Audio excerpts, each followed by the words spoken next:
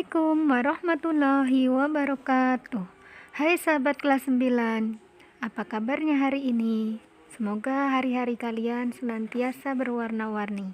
Nah, hari ini kita bertemu lagi di pelajaran Bahasa Indonesia.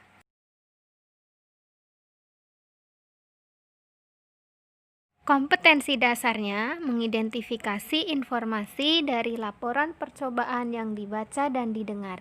Setelah materi ini, kalian diharapkan mampu memahami teks laporan percobaan, memahami fungsi dan tujuan teks laporan percobaan, serta memahami ciri teks laporan percobaan.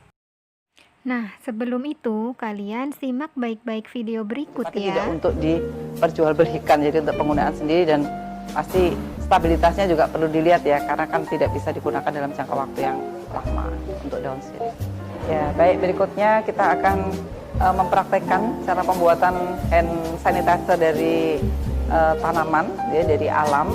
Jadi kita gunakan ini daun sirih, ya.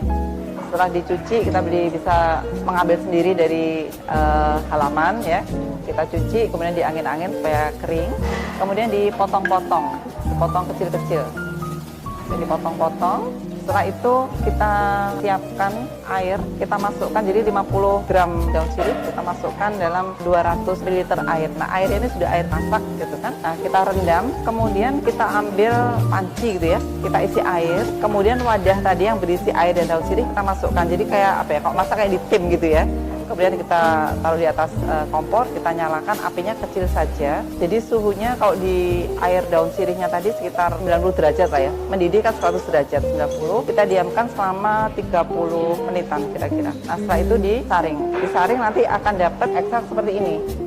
Jadi daun sirih ini mudah teroksidasi karena bahan-bahan yang terkandung di dalamnya gitu kan ya. Kemudian untuk penyimpanan bisa, kalau sudah disaring bisa kita masukkan dalam lemari es. Nah, tadi berarti dari 50 gram menjadi 200 gitu kan ya. Berarti dia 25% ya dari bobot daun sirihnya tadi. Kemudian bisa kita tambahkan jeruk nipis, karena tadi ekstraknya mudah teroksidasi. Kita tambahkan jeruk nipis, karena dalam jeruk nipis kita tahu dia mengandung asam ascorbat yang berfungsi sebagai antioksidan dan juga ada daya antibakterinya, antiseptiknya. Jadi daun sirih sendiri antiseptik ditambah dengan air jeruk nipis yang juga berfungsi sebagai antioksidan dan antibakteri gitu ya, antiseptik. Kemudian dicampur. Jadi ini kita sudah siapkan ekstrak daun sirihnya, kita gunakan kadar 15%, kemudian jeruk nipisnya 8%, artinya untuk 100 kita butuh 8 mili. Jadi kalau daun sirihnya sekitar berapa mili? Ya, 75. Sudah kita aduk, kita tambahkan air. Sebetulnya yang bagus supaya tidak berwarna, ini kemarin kami sudah coba ya, pada saat penyaringan tadi ditunggu dingin dulu. Sekarang jawab pertanyaan berikut. Pertanyaannya, apa judul dalam video tadi? Pertanyaan kedua, hal apa yang ditampilkan dalam video? Pertanyaan ketiga, apakah ada urutan yang ditampilkan dalam video tadi? Dan pertanyaan yang keempat, bagaimanakah hasil dari percobaan yang ada dalam video tadi? Silahkan Ustazah tunggu jawabannya ya.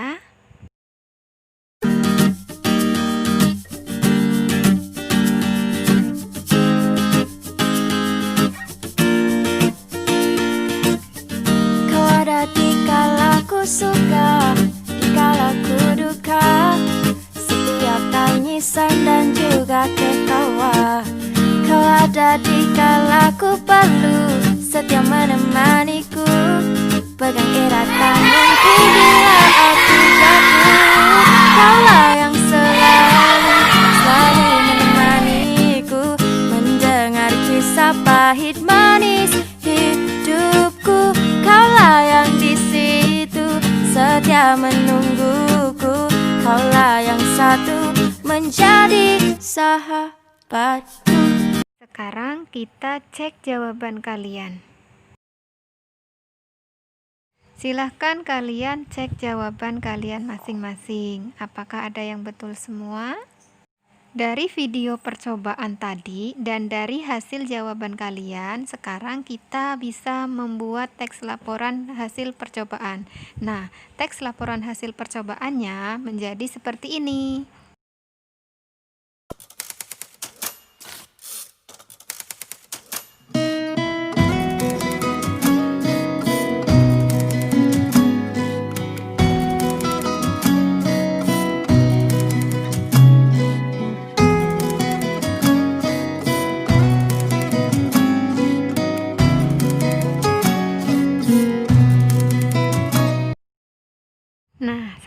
Sekarang kita simpulkan pengertian teks laporan percobaan. Dari video dan teks laporan percobaan tadi, maka bisa disimpulkan bahwa pengertian teks laporan percobaan adalah teks yang berisi paparan tentang tujuan, proses, dan hasil percobaan yang telah dilakukan.